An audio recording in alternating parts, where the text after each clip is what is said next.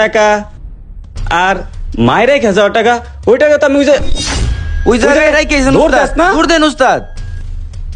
উস্তাদ তাড়াতাড়ি দৌড় দেন, টাকার ব্যাগটা আমরা যায় নিতে হইব। উস্তাদ টাকার ব্যাগটা তো এনে নাই। আমি তো তাই দেখতেছি। এখন এখন কি হইব?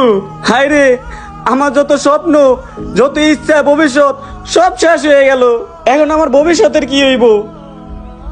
উস্তাদ আপনি তো কত মানুষের কত কিছু চুরি বাটফারি করে নিয়ে গেছেন, এখন আপনার হারাইছে আপনি ঠিক বুঝতে পারতেছেন।